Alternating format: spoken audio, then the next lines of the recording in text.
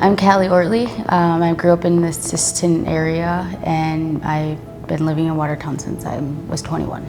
Well, I didn't have like a totally normal childhood. It definitely had its challenges. So my mother was an addict and an alcoholic. She would have house parties at the house, and I've seen that from a young age. When I was in elementary, I kind of had a rough attendance. I got held back once for it. And I moved in with my grandma. It was a big change. I was about 12 years old. I started smoking weed and occasionally drinking. And when I was about 15, I was drinking with one of my friends, and a sexual assault incident happened. And after that, I was introduced to pills. Didn't matter what kind, they were just anything. And then it eventually escalated to meth.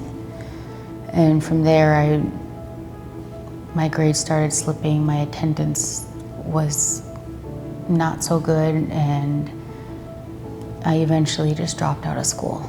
In 2017, February, I lost the father figure that I had in my life of a heart attack, and then October of 17, my mom was in a car accident.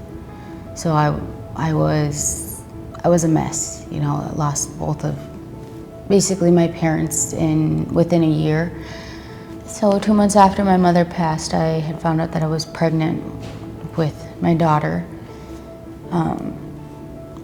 I didn't even think twice about it. I sobered up and made sure my baby was healthy. She was maybe a month and a half old or so before I started using again. So I was in jail. I spent 7 months in a county jail before waiting to be sentenced for possession and ingestion or felony drug charges. I remember sitting in jail thinking, I don't want to go back. I have a daughter and I want to get my life together.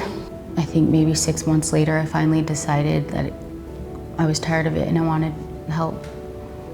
So I got myself an evaluation scheduled and talked to the person. I told them I wanted to go to long-term inpatient treatment because I felt like a 30-day treatment wasn't really going to do much for me at that point. So I got myself into a facility in Rapid City. I ended up staying there for 4 months, and it was probably the best time of my life. I learned to kind of just put myself first, because I'm not really good for anybody if I can't take care of myself first.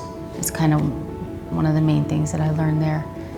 Some of the things that I'm proud of are having a reliable vehicle and a home for my children that's safe and sober, and having 706 sober days. I don't think I've ever, I know I've never had that many days in my life. I don't even think I've made it to the triple digits besides being pregnant. Hearing Restart, it kind of just makes me think about my story a lot, because I spent so many years chasing drugs. I got the opportunity to restart my life and do it better this time.